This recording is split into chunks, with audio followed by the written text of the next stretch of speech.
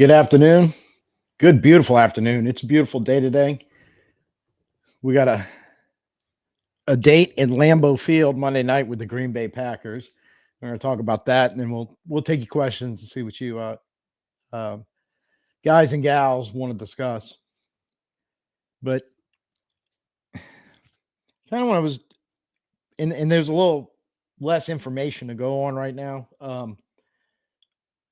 as far as the Monday night game since it's Thursday now. They really haven't practiced. You don't quite know injury status of certain people. It's all speculation at this point. Different things kind of play into it. But overall, I think we're finally in the stretch after the loss last Sunday where none of that really matters. I think the narrative is changing somewhat because like they may still various websites, including NFL.com, showing the Saints still in the hunt for playoff spot, but look, it's virtually impossible. To win a division, you're gonna pretty much need Atlanta and uh, more importantly, Tampa Bay right now to lose the remainder of their game. So combined, they'll have to go 0-6 while we win the next three, including with that monster game in Lambeau Monday night. And to make that theory a little tougher to swallow, Tampa Bay only has to beat the Cowboys or the Panthers or us to knock us out. Atlanta only has to beat the Giants, the Redskins, or the Panthers to knock us out. I'm going to go out on a limb between those two teams. They're going to find at least one win in the remainder of their schedule. So it's looking bleak. I think it has to be as addressed as much, but there's still a lot of importance going on in this game. It's just kind of looking at it different. And I think a lot of people mostly are realizing that yeah, absolutely. I want to go up to Green Bay and beat a team right now that's got a wild card spot. Beat them on their home field, throw a monkey wrench in their season, and pull value out of that win for us. At the same time, because people say, well, what about draft position? I keep saying that'll take care of itself because when you start kind of looking at this breakdown, the reality of the situation is going up to Green Bay and pulling that upset is going to be a tall, tall order. Right now, Green Bay's on a little bit of a heater. They won 4 of their last 5. They're 10-4 right now. And if you just kind of peruse overall where they're sitting, pretty much have about a top 15 offense, top 10 defense in that range. We're bringing a bottom 5 defense and a middle 10 offense. Reverse that for Green Bay. Top 15 defense, top 10 offense. But both sides of the ball, they're statistically better than we are. 10-4 kind of bears out what we're talking about here. It's a little stepped up version of the last 2 playoff teams in the Commanders and the Rams. Right now, both of which, if the season ended today, would be in the playoffs. This is a little better stepped up version than what you saw when they're playing well, and they have been playing very well of late. So you're going to roll out our offense against the defense that's 10th overall in total yards, 15th in passing, 9th against the rush, and 8th in points allowed. They play defense. They're going to force you to grind, and they're stingy with giving up the points compared to the rest of the league. And on the defensive side, they've got some players. I think they are, when we talked about the Rams and to a certain degree Washington, a defense where the sum of the parts gets put together is really, really good. But they have a couple of guys that can flat out play. And start with their 2 young linebackers. I think that they can kind of drive the defense. And as Edgar and Cooper, who was a rookie, started getting more playing time, got his feet on in the last few weeks, defense is playing even better. But you got Quay Walker, who was the number 1 pick for them a couple of years ago. I believe he was a 1. But he's at 100-plus total tackles right now, 9 of them for loss. He's got a forced fumble, got a fumble recovery, and 2.5 sacks. Cooper with a lot less plays. There's 59 total tackles, 7 for loss. He also has a forced fumble, a fumble recovery, an interception, and 3.5 sacks. They got 2 guys that run around and make plays. and they can tackle. So you got a big problem to deal with in the middle of their defense. On the defensive line, Rashawn Gary leads them 6.5 sacks. Kingsley, I'm going to get this wrong, but I'm going to try. I think it's Anaga Bear, 4.5 sacks. So they got 11 between them. The rest of their defensive line basically or kind of the rest of their defense comes up with 15. So majority of their sacks are coming from two players, and you have to keep your eye on both of them up front. The back end is anchored by, right now, one of the top safeties in the league in Xavier McKinney. 75 total tackles back there, 7 interceptions. He's got a sack and a fumble recovery. But he kind of clears up that back end, and you have to be careful throwing the football when he's moving around back there, because he gets a beat on it. He can take it away from a receiver. He can pick your back pocket. So you got to be careful. A couple other DBs that have gone a lot of playing time and are pretty good is Alexander Ballard, another rookie, or Bullet rather, another rookie, Nixon, Williams, and the rest of that backfield has 7 interceptions on their own. They're +9 in the turnover margin overall. So this is one we're gonna have to take care of the ball when we're facing that defense, and we're gonna have to figure out a way when we get to their offense. We're gonna have to figure out a way to steal some possessions by forcing some turnovers. Something we've struggled to do lately. Our offense, 10th in total yards, 11th against the 11th passing, 4th rushing, 7 overall in points scored. So they move the ball, they get points on the board. Jordan Love is kind of the interesting, I think, equation in all this. He's got pretty good numbers. He's just shy of 3,000 yards passing on the year, throwing at a 64% completion, 23 TDs versus 11 interceptions. Again, that if you want to try to find a way to stay in this game and not let it become another like Kansas City Monday night type situation, we're gonna have to turn him over. We're gonna have to figure out a way to get him to put some balls in jeopardy, or some of our DBs back there are gonna have to go get some of his throws. You don't necessarily want him going off, and we'll get to why in just a second. But he's also he's on the year, he's 23 for 75 yards. As far as rushing, is 3.3 average, 1 touchdown. Something you wouldn't say is real scary, but at the same time, when we played San Diego, that was kind of like Justin Herbert numbers, and God knows he burned us with one nearly 40-yard scramble. So no quarterback is never not scary dangerous for us if he decides to tuck and run the ball. Josh Jacobs is kind of their running game. They have a few other running backs floating around there who aren't terrible, but look, he's got 1,100 yards rushing. He's got 300 receiving. He's got 14 total TDs on the year. He's the engine that runs that offense. They literally, no pun intended, they're going to try to run everything through him. And he's a good running back. He's getting up there in age, but it hasn't slowed him down any. He's basically their version of Alvin, although he seems to be a little healthier and running behind a much better offensive line than we have. But you got to be careful if Love does heat up in the passing game. He's got 4 receivers that can. You probably wouldn't look at any of the 4 and go, yeah, that's an elite number 1 receiver by the numbers. But they can all hurt you, because when you start looking at Jaden Reed, 727 receiving with 6 TDs. He's also has 155 rushing yards and touchdowns. So they do like to use him in the running game a bit. But he's averaging 14.8, almost 15 yards of reception. Christian Watson, 620 yards, 2 TDs, 21.3 yards of reception. Romeo Dobbs, 523 yards receiving, 4 touchdowns, 14.1. Dontavian Wicks, 310 receiving with 4 touchdowns, 11.5 per catch. Their tight end, Tucker Kraft, 555 yards, 7 TDs. Guy can go get it in the red zone. 13.5 yards per catch. So, I mean, they're not exactly, I don't want to say dinking and donking it, because they do that. But basically what you have there is you've got a good group of receivers who can go get the ball downfield, or they can take a short pass and yak it up after you and pick up chunks of yardage. You got to control these guys. Because Love starts heating up and these guys start getting open, he gets them the ball, you're going to be in for a long, long night.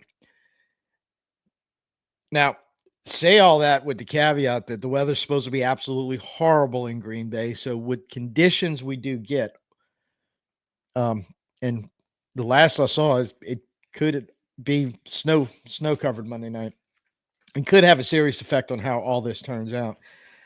Yeah, they're probably more used to it than we are. Um, but it may slow down both teams' passing game, turn it into one of these ugly slugfest running type games. And when that happens, I'm not saying the underdog or a visiting underdog in our case has an advantage, but it tends to slow the game down so much that they have a chance to hang around, because I think that's our best option in all this is just like we did against the Rams, kind of like we did against the Commanders. You got to figure out a way to hang around and hope you get that last shot to win it. And this time, hopefully, you pull it off and they're able to do it and walk out of there with a win. But outside of that, because that's I think how the Saints. I mean, I think it's a very similar, not the exact same recipe we needed against the Rams and the Redskins. But my expectation for the Saints now is kind of looking at the macro, the whole picture, what we've got left in 3 weeks before we've got a serious offseason to fix a lot of issues. And I need to keep seeing solid coaching decisions. I need to see good game plans. I need to see good play calling. I need to see a good game day roster for what you're trying to accomplish. More of that in a minute. And I think for the most part, it's been pretty good. We've had our moments when some of that stuff was bad decisions, but for the most part, we've been fairly, I think, consistent in making good decisions in all aspects from the coaching. I'm not ready to give anybody an A+, but I don't think there's any real big fails, is the point I'm really trying to make, sprinkled in there. And some of these guys, in Rizzy's case, definitely, but a few others, since the defensive shuffle a little bit, there's a learning curve. So it is what it is at this point. But what I don't want is I I don't want another Monday night embarrassment. And I know it's entirely possible, but I want to see something from the coaching staff within the kind of the parameters of what we got to work with going, look, we're going to keep this, you know, the we're going to keep ourselves in the game. We're going to give ourselves a chance the best that we can. Develop that, stick to it, get the players to execute it to the best of their ability. Absolutely go with Rattler at quarterback at this point. And let's see. I mean, give him a legitimate road start. Let's see what he can do. And I will add this caveat to it. If he's so far out there like Hainer was in the first half on Sunday, I do not necessarily think it'd be a bad idea to make the switch. But I'd prefer if Rattler, in fact, my expectation is Rattler will show enough that the opportunity for a start, that he's going to turn into a 4-quarter starting opportunity. I need to see that much progression over his last 3 starts. We had a glimpse of it in the second half. I need that to be built upon. And I need them to let him run the offense and do the things he's going to have to do. Take the training wheels off a little bit. I understand you can't let him go hog wild, but open that thing up a little bit, and especially if it's some running type conditions, get him involved with trying to run the ball out of that quarterback position, or at least scramble out of there to pick up yards. Northern pointed out Sunday night there was a couple opportunities. Sunday, yes, there were. And I think you want to get used to the idea of using him to force the defense to defend all 11 players on the field, basically, as the saying goes, defend 11. Like to see a little more of that with him, because I think he can help a lot, and I think that's going to be a part of his game he's going to need to use. Without going saying, the next one is get in Kendre and Miller involved as the starter, the number one. Let's see if he can be the quote unquote bell cow running back. And if it's going to be a tough snowy, blizzardy type, windy, crappy situation Monday night, you're going to need him to do that. And I really hope the game plan is those are our guys for 4 quarters. We're going to give them the keys. Let's see how far they can drive this thing and see what happens. Yeah. We're talking about giving guys opportunity. Those two, I feel in a very short span of time, have earned the opportunity for the first spin as the quarterback running duo that we want to throw out there most of the game, regardless of Alvin's health or anything else. We need to see. We need to keep seeing it, which kind of ties into not only those two, but we have to keep giving players opportunities to prove. Basically, it's now or never. Get these guys to understand, and even some of the rookies in some cases going, if you want to show us, you want to be here over the next couple of years and develop as an NFL football player, you got to start proving it now. And you have to, as a coaching staff, give some opportunities to some guys and tell them face to face when you're having to sit down with them, when you're letting them know, hey, you're going to be on the active roster on Sunday and we're game planning you in for some snaps. But let them know. All that is the opportunity for you to force us to give you another opportunity next week. Because if you don't, you're not going to have it. And if this is the coaching staff or however it works out that you end up moving forward with, if you're going to call this an audition for them, depending on how it comes out, well, you damn sure better call it an audition for some of these younger players. Because the truth is, no matter what we do next year, how we're going to start fixing our problems, some of these guys are not only going to have to be on the roster, they're going to have to play significant time. Unless you get lucky and can get a UDFA that's better than them, becomes an NFL caliber player. But you got a bunch of guys in the building right now. Get them on the field. Take them for a test drive. Figure it out. You got 3 more weeks to do it, and you don't have the excuse of and I don't know if it's an excuse. I think they honestly were trying to make the playoffs and make this push, but that loss to Washington has all put that dream to rest. So I think it's time to dip into that bag. Even pulling some of those guys up off the practice squad and trying to Staubert's a guy that Rizzy's been talking about regularly after practice the last few weeks and still sitting on the practice squad. And put your money where your mouth is. Make somebody inactive in that linebacking core. You know Staubert's going to take some special team snaps, but see if we can get him some snaps on the field. What does it look like? Yeah. The last gasp of Foskey. Tell Isaiah Foskey, you're going to take some snaps at defensive end and not just special teams, and it may only be 10 or 12, but you better make them count. I think it's time to challenge them and throw the gauntlet down on a lot of these guys. I think it's up to the coaching staff to do that. I think that's all the expectations we want to see, and put it on them. If you want to be embarrassed like Kansas City on Monday night, well, that's one thing. But if you guys want to go out there and play hard and not worry about who's in the game and doing what, but everybody go out there, do your job, be held accountable, hold each other accountable. Let's see if we can't start developing some of these young players that hopefully one day will not wind up on some other team being really, really good for them, but will stay on ours being really, really good for us. I think this is your first opportunity, this Monday night game, to go ahead and set that plan in motion. Let's see how it turns out. So, see what you guys got. That's it for my little soapbox today.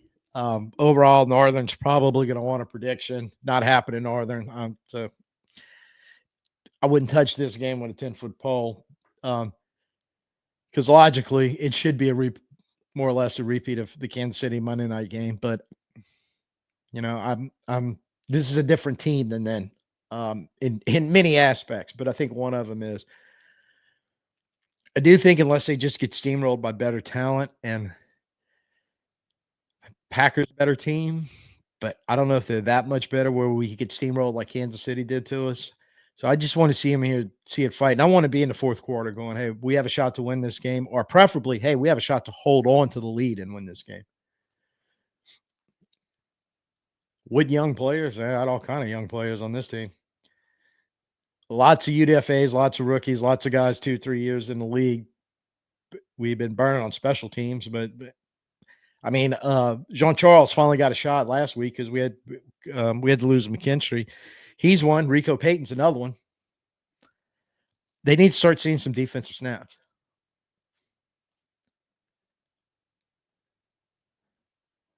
Um, the snake we had when we had him and Kenny Stabler was not very good at all.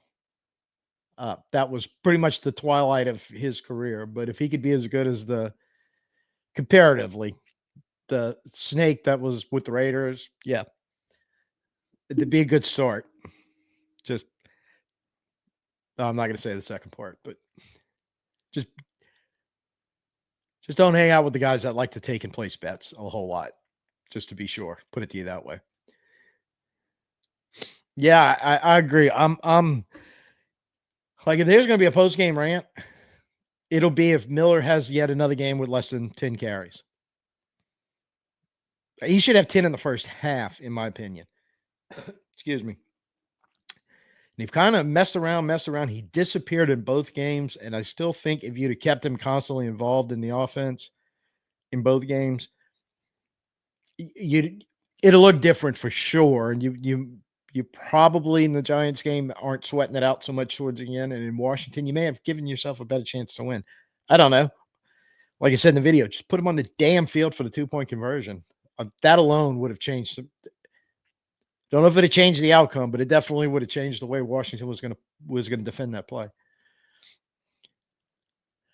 I don't know. That one is so tough because people kind of forget when he came out those first couple of years with Kansas City, he wasn't. I mean, he's pretty good. I mean, he played quite a bit, especially his rookie year, but you know, just wasn't going his way. Going wasn't going well. Eventually, McKinnon showed up over there. Who? No offense to Clyde Edwards, but Clyde Edwards-Helaire, but McKinnon still in his 30ish at that point was still one of the best running backs in the league. Um, so getting squeezed out by him, not such a big deal. But then they draft Pacheco, and he's kind of become their go-to guy. They pull Hunt off the scrap heap for a couple of games this year to get a couple of games out of him, and the whole thing that he did the IR stint, suffering from PTSD from that incident in Baton Rouge from when he was in college. So there's just a lot going on there to say that it could be a quick hit like MVS was, but it could be because it just might be the change of scenery to clear his head a little bit. He gets into the playbook somewhat. Um, you know, Kansas City does run a lot of zone scheme stuff like we do. It's a veteran guy like him, probably much like MVS, probably ain't going to take too long for them to at least partially get the playbook down enough so that you can get him on the field. So um, I think it could be. It's probably not likely. Um, Especially with only 3 games left to go, it's gonna be tough, but in all honesty, he's another one. Just talking about opportunity, I'd really like to get him on the field and see what he has because of his ability to run and catch. Um, he's the type of guy that, you know, 3rd down backish type guy. Uh, for years, guys like that can stick around the league. Jerick McKinnon being one of them till he was almost 33 years old with Kansas City. He can stick around the league for a while, and while they get to the point where it might be 10 touches, maybe they get in the game, most teams can get the most out of those type of guys, and they're pretty important touches. So I'm interested to see how this one rolls out. It's a very safe kind of guess for us, I guess or investment, I guess I should say, to see if you can kind of get him back to where he was, like his year one, definitely his rookie year 2 of his NFL career. So it's Hill beast mode. It's one of the few clean ones I have left, and we're washing colors today, so I can restart the wash cycle tomorrow. It's happening, Warrior. Oh, Hilaire. No, Miller has 25. I don't doubt Miller's giving that up.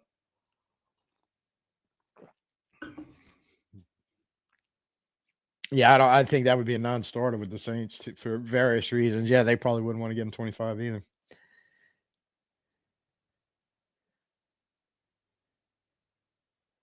Being 93, I bet it's in. Oh, no, no, not on Thursday shows. I'm the big intro, Northern. Um, could be, but cold, I think's a given. It's going to be cold. I think it's how cold, and if you have snow or ice, or we wind up with the frozen tundra of Lambeau Field or not, that sort of situation. Think back to the coldest game. What was that on record or whatever it was when we played Cleveland a couple of years ago, where we walked out of there with a win because Cleveland was stupid and just didn't. That's when they first got Deshaun Watson on the field, and they were bound to determine he was going to help them win that game in conditions where passing was almost impossible. So they didn't nick Chubb us to death with the running game, and we ended up beating them. So that's why I say if you get into games like that, um, they have such a good running game though with Jacobs that I don't know if it helps as much, but I think it does turn it into this ugly defensive struggle running game type thing. I think that benefits us a little bit because those four receivers plus that tight end. If the weather takes him out of the game for us, that's definitely a benefit for us. I don't even know what their kicker situation is right now. They've rolled through a couple. I don't even know who's healthy or hurt anymore because I think somebody got hurt. Um, the kicker situation in the NFL, knock on wood, I think Blake Grupe is one of a handful of kickers that has started and finished the season, or so far got to this point in their season with their original team. Because some teams are going through kickers because they can't kick, and others are just been bitten by injury bug on their kickers, and they keep having. Washington was one. I think Washington. I think it was Gonzalez that kicked against us. You see, it's so hard to keep track. But it was one of their guys came back. But I think at one point they had their kicker, their backup kicker, both on IR or injured, and they were using a third kicker for a while or for a game. It's just crazy.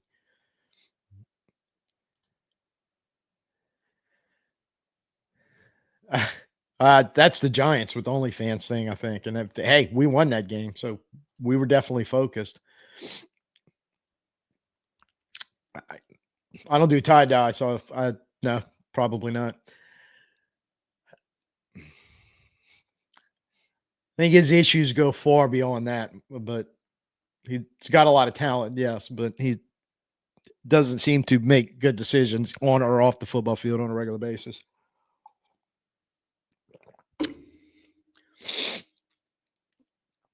Once again, you're 100% wrong. Could be.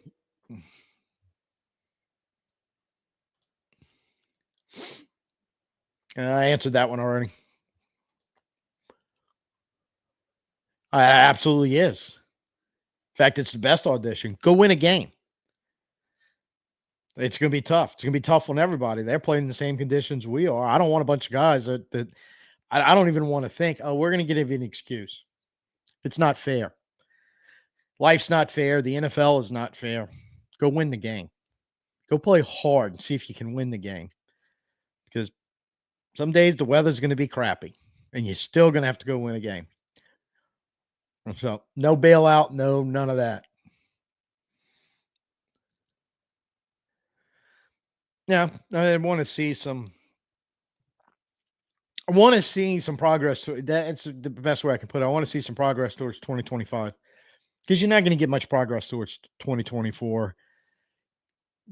In fact, um, I think we can be mathematically eliminated finally.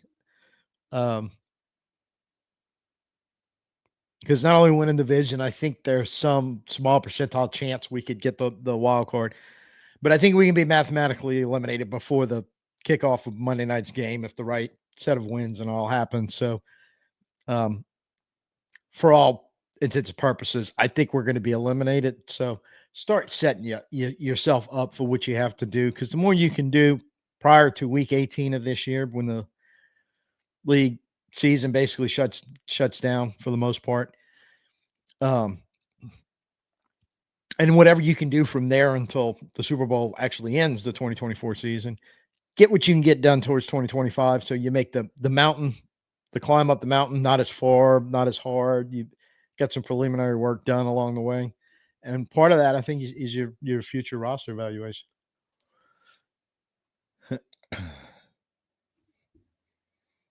Absolutely, but they've got some power guys too. That's why I keep saying on the running game. That's why, yeah, that's why that may favor us because they have a hard time keeping up their receivers, but playing on snow or ice will equalize that for us. And to your point earlier, it's not a fair audition. If you get that and they torch us for 350 yards through the air and a couple of those guys go off, then I would say it's a ultimately fair audition because you failed when nature was giving you a chance to equalize one of your biggest problems. Usually, not always. And you can never, ever, ever walk into there with that thought and going, "Oh, well, passing game is going to be compromised." You defend something till you know you no longer have to defend it, and it may just be one or two plays, maybe even be doing pregame, but it doesn't matter. But and the other thing is conditions that start a game may not end the game. So this is a test. I mean, it really is. You've got to be prepared multiple ways. Now the good thing is Rizzy's from he's not a wasn't born and raised in Hawaii. He's um, played and coached early in his career in places with similar conditions. I don't think he's necessarily walking into it with zero expectations of understanding what's going on. So, and I don't know who else in the coaching staff falls in that also. So, um, but I think most of this just falls on. I mean, this is probably your definition of a flexible a a game plan that probably won't survive first contact with the other team. And a lot of that probably will be based on the weather conditions and if they stay stable or if they change or when stuff comes through.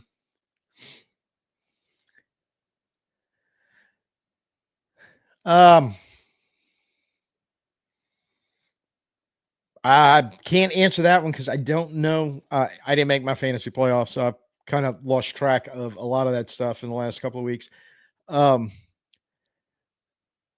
I would say it depends on who Najee's playing and if he's hurt because I know he's had injury issues. But if you got a healthy Miller, the only problem is you got to wait till Monday night to find out about it. But he should be healthy. He should be getting the ball unless they decide, no, we're only going to give it to him 9 or 10 times. So kind of a double-edged sword on that one, but I'd probably have to guess Miller right now because he should be the main guy. And once injury reports for the Saints start coming out in practice and see some of the um oh no, you just planted a thought in my head, Deborah. Um coming out and see who may or may not play. I may determine also how much he gets used. The other thing is I'm interested in practice reports because what I don't want to see is Miller splitting time with Jamal Williams, where they both get 10 or 12 touches or whatever. No, let Miller carry the load. And let's see what he's got. Northern, you're reading too much into it. Just go pull up our roster and go of our 53 and go look at the guys who weren't even drafted because you're going to have to get used to that because we're going to be playing a lot of undrafted free agents this year and next. Well, not necessarily this year, but next year at the minimum to be able to get out of cap hell.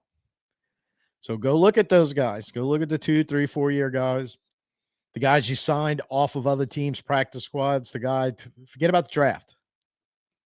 There's most of those guys are probably not going anywhere because they were drafted in the way contracts are structured. But go find out about the other guys. Yeah, did my best, but um,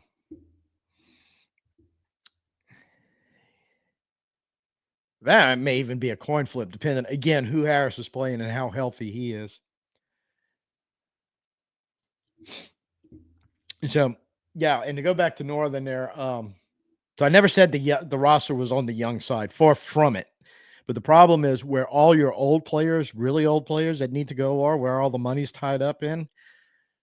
You're definitely not going to be able to sign free agents to replace him. You probably won't be able to draft enough players to replace as many of those guys you're going to be replacing over the next 2 years. You're going to have to go off the books, and you're going to have to get them damn cheap. So if you have any of the off the book guys, like we were talking about, hell, give Charlie Smith a shot, because here's a dirty little secret. If you carry Smith on the roster next year and cut Blake Groupie, I think you save about $1.2 million towards the cap doing that. That's the kind of crap they're going to have to be doing. So just get ready for it.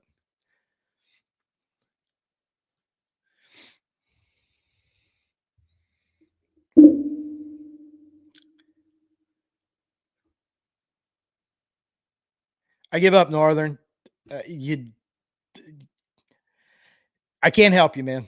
You stuck on the total wrong point and issue. So just keep arguing it, and I'm just going to give you the thumbs up whenever you do it, because you're just not seeing the light on what I am talking about. So good job, Northern. I am too, and that's two examples of what I am talking about.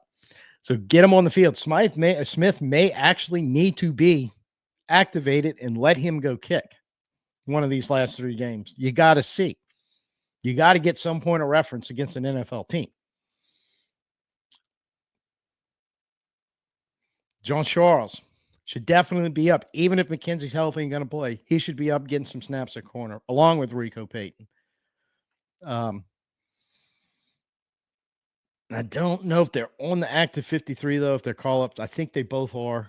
And that's what's confusing, and part of the problem with all the ping-ponging they do between the active 53, the who's on the practice squad with their how many of their call-ups they have left. It's getting monotonous and tedious. I'm trying to keep track of all that, so I kind of quit doing it.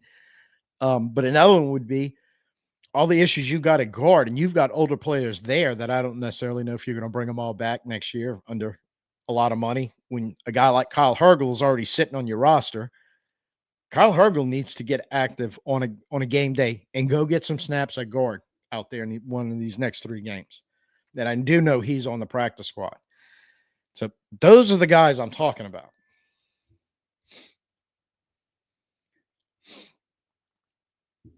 Yeah. So let's give him more chances. I mean, that's what the whole shebang's about. Northern, yes. Our main problems are the uncertainty at head coach and quarterback, and the unbelievable salary cap numbers, and the front office inability to recognize talent and get it in the building, yada, yada, yada, yada. They're all main problems, because fixing one or two of all of them ain't gonna help you. You're still going to be pretty bad in all the other areas. You got to start fixing the whole thing. It's going to be painful. I mean, there's no getting around it. It's going to be painful while we do it, but we got to do it. There are no quick fixes. So changing a head coach and or a quarterback might let you win a game or 2 more and get you back to perennial 8 and 9. But is that where we really want to be? It's not where I want to be. So how are we doing on time? All right. Still pretty good, unless y'all. But look,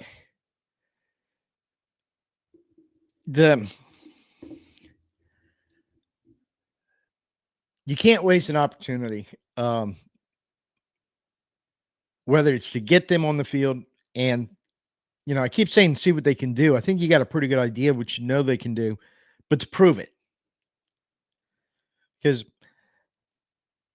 I don't care how well they practice, how great they looked in OTAs and training camp, and look, that narrative comes out of their building.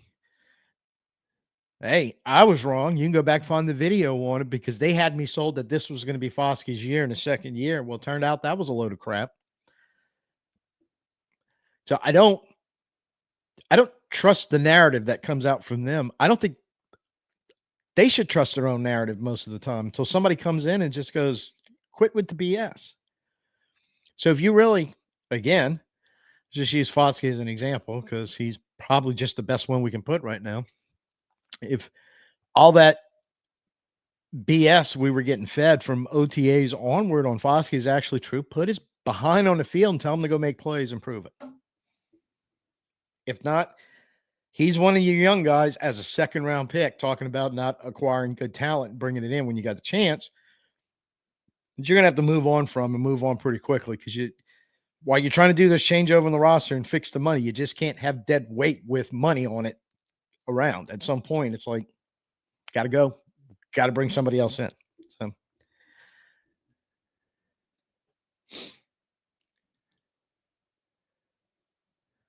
well, find talent and keep talent, Northern. Again, I said that earlier. Exactly that. Just you don't find out they're good till they wind up on somebody else's team. Well, one of the ways you can do it is start playing them right now and let's see what they got.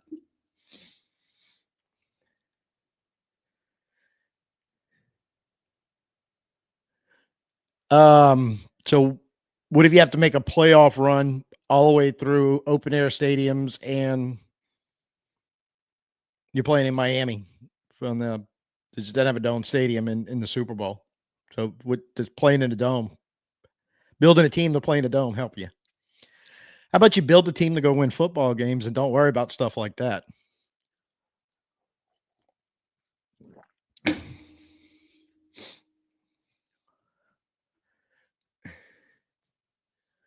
Well, Peyton was a tweener anyway, but I, yeah, because you need good defensive line playing pass rush from somewhere. But my issue is why can't they find one? Well, let me rephrase. They can find good ones, um, like Hendrickson, but the ones they draft high, they just hold on to forever and let the good ones walk away and become really good players for other teams. Same problem over and over again. So expecting a different result, I don't know why.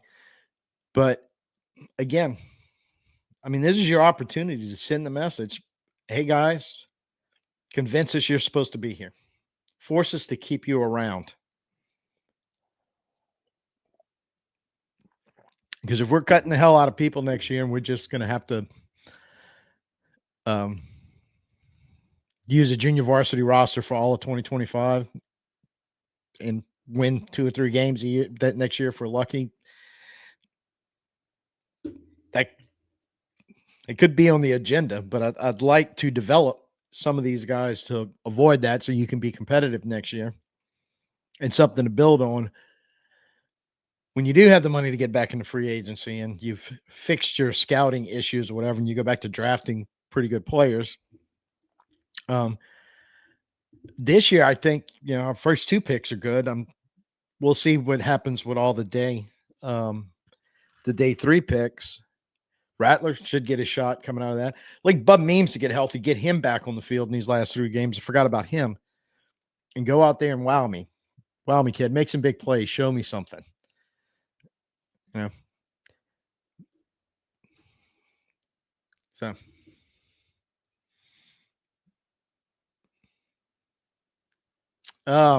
Not really. I mean, I know it's coming up in like 6 days, but not quite 100% ready yet. I will be probably by Monday, maybe Tuesday morning if I'm lucky. Oh, all righty. I think we'll go ahead and start wrapping this one up. I look, the best way I think I can put this as far as where we're going over the next really 3 weeks, 3 games is you got to look at it at any opportunity. I don't building blocks for the future, and I don't care if it's a little teeny tiny one at this point. I think that's your focus. Be competitive, play hard, because one thing I think that we've started to accomplish really, really well in the Rizzy era so far, the Rizzy interim era, I should say, we got kind of that fighting spirit and that culture, like turned around and kind of headed back in the right direction again. Um, and you need to sustain it. So going in there fighting hard and pulling out a last-second win, like I said, not only do you help screw up Green Bay's season possibly a little bit by handing them a loss, but those type of things are going to keep reinforcing, trying to rebuild that culture, whether it's Rizzy that gets hired permanently or somebody else comes in. Get that going again because you definitely couldn't let it get any worse than what it was 6 weeks ago. But you couldn't let it stagnate either. Even if it did get worse, if it didn't get better, what's the difference? So I think a lot of that builds into it. And I think it's if nothing else, if Rizzy doesn't get the head coaching job, I'm feeling fairly comfortable to say he was definitely the right person for the interim job because some of these stuff that we were bitching about doing that 7-game losing streak, bringing in some changes, that's our, I mean, I don't think he gets talked about enough. The fact that Todd Grantham's not even with the team anymore, but basically one of the things he did right off the bat is promote him to an advisory position out of that defensive line role and bring in Brian Young. And that one you can clearly see as a change that worked in the sense it got better. Whatever magic that they were doing there, the production on that end has gotten better on the defensive line, at least as far as the pass rush. I would argue it's gotten a little better in the running game, but neither one is where we need it to be, right? The defense of the run was better, especially against the Rams and Washington. We have a real good shot of winning those games. And in both those games, while the pressure was better, well, not so much Washington. We got a bunch of sacks in that one. But in the Rams game, while the pressure was better, still didn't get to Stafford enough and get him on the ground. And there's a couple of drives, had we done it, and killed their drive. That's another one. You never know how it turns out. That's what I want to see. That's what I think the course for this next 3 weeks is really all about. Steer that ship in, and then once week 18 hits, and then we're gonna, as an organization, start figuring out, okay, what's the reset looking like, the rebuild, whatever you want to call it. What's step 1, step 2, et cetera, et cetera, et cetera.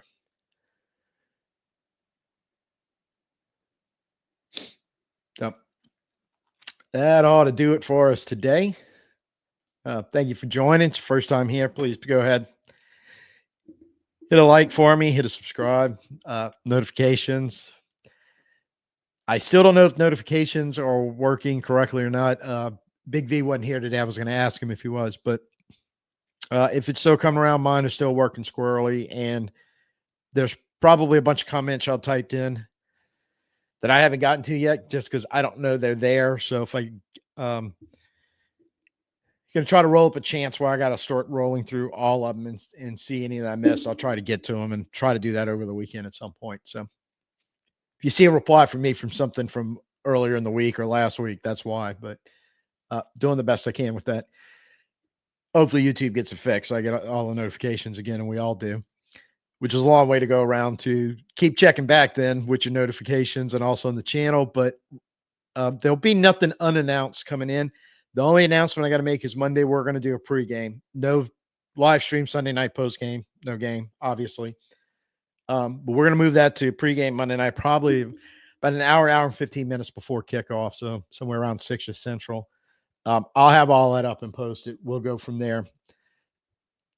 Anything beyond that will be video drops till a little bit after Christmas. So won't be live next Thursday, which is the day after Christmas. We won't be live then.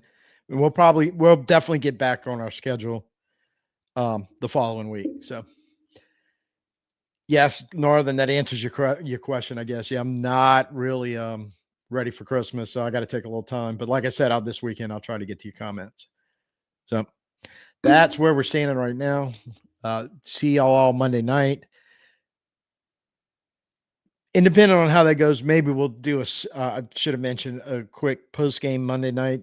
I think that's just going to depend how late the game runs. But definitely pregame Monday. So be on the lookout for that.